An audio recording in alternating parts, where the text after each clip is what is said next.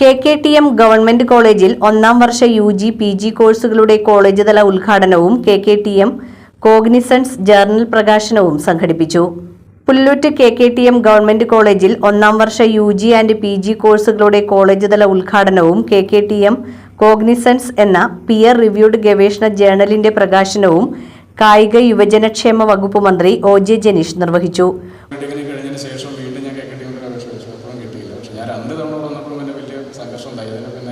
പിന്നെ എന്നോട് കുറച്ച് ആളുകൾ ഉപദേശിച്ചുകൊണ്ട് പറഞ്ഞാൽ വന്ന് ഇവിടുത്തെ ഒരു രാഷ്ട്രീയ സാഹചര്യമൊക്കെ അങ്ങനെയാണ്.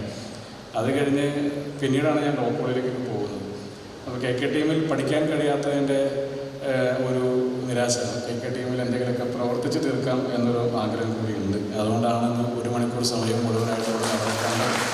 അപ്പോൾ അതിൻ്റെ ഭാഗമായിട്ടുള്ള ഒരു ഇടപെടലുണ്ടാകുന്നു.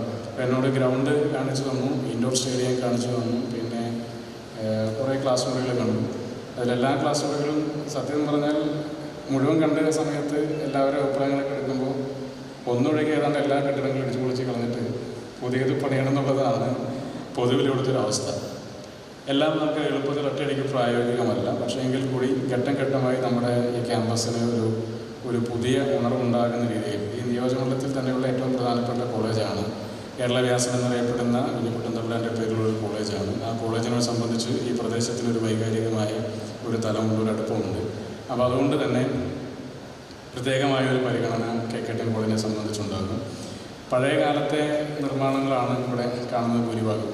അതിങ്ങനെ നീണ്ടു കിടക്കുന്ന ഒരു ബ്ലോക്കുകൾ പോലെ സ്ഥലം ഒരുപാടുണ്ട്. പക്ഷേ ആ സ്ഥലം ഉപയോഗിച്ചതിലും വിനിയോഗിച്ചതിലൊക്കെ പ്രത്യേകിച്ച് അന്നത്തെ കാലത്ത് അങ്ങനെയാണ്. അങ്ങനെ ഒരു പ്ലാനിങ്ങിൻ്റെ ഭാഗമായിട്ടുള്ളതല്ല. പിന്നെ അന്നെല്ലാം ഒരു ഒറ്റനില കെട്ടിടങ്ങൾ മാത്രമാണ്. അപ്പോൾ സ്വാഭാവികമായിട്ട് അങ്ങനെ മാത്രമേ പണിയാൻ വേണ്ടി കഴിയുള്ളൂ. ഇപ്പോൾ കൺസ്ട്രക്ഷൻ്റെയൊക്കെ രീതി മാറി. ഇപ്പോൾ ഇങ്ങനെ വശങ്ങളിലേക്കല്ലല്ലോ, മുകളിലേക്കാണല്ലോ കൺസ്ട്രക്ഷനെല്ലാം നടക്കുന്നത്. ഒരു 2-3 ബ്ലോക്ക് കൊണ്ട് തീർക്കാവുന്ന ക്ലാസ് മുറികളുടെ ആവശ്യമേ ഉള്ളൂ. ഇപ്പോൾ 4ാം വർഷത്തിലേക്ക് കൂടി കിടക്കുമ്പോൾ 8 കോഴ്സുകൾക്ക് 3 ക്ലാസ് മുറി എന്നതിനേക്കാൾ ഉപരി നമ്മളിനി അടുത്ത വർഷം 2 വർഷം കഴിഞ്ഞാൽ കൂടുതൽ ക്ലാസ് മുറികൾ ആവശ്യമുള്ളതുകൊണ്ട് 8 കോഴ്സുകൾക്ക് 4 വീതം ക്ലാസ് മുറികൾ കാണാനും അതുപോലെ തന്നെ അധ്യാപകരുടെ ഉൾപ്പെടെയുള്ള സൗകര്യങ്ങളും കോളേജിലെ വിദ്യാർത്ഥികൾക്ക് വേണ്ടുന്ന വെയിറ്റിംഗ് റൂം ഉൾപ്പെടെയുള്ള സൗകര്യങ്ങളും മറ്റ് അനുബന്ധ സൗകര്യങ്ങളെല്ലാം കൂടി ഒരുക്കുന്ന ഒരു 1-2 കൺസ്ട്രക്ഷൻ കൊണ്ട് തന്നെ നമുക്ക് ഒരു പക്ഷേ KKTM കോളേജിനെയും പരിമിതി മാറ്റിയെടുക്കാൻ വേണ്ടി കഴിയും.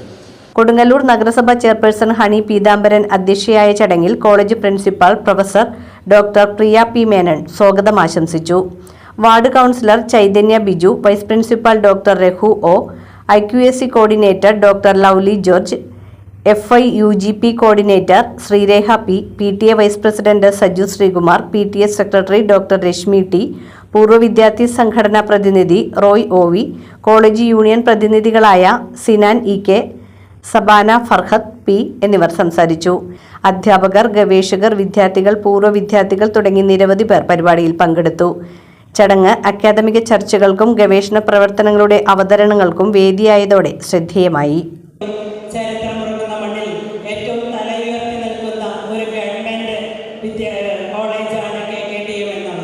തീർച്ചയായിട്ടും ഈ കൊടുങ്ങല്ലൂരിന്റെ മണ്ണിലേക്ക് എത്തിയ നിങ്ങൾക്ക് ഓരോരുത്തർക്കും കൊടുങ്ങല്ലൂർ നഗരസഭയുടെ പേരിൽ, കൊടുങ്ങല്ലൂരിന്റെ പ്രതിനിധി എന്ന പേരിൽ സ്വാഗതം ചെയ്യുകയാണ്.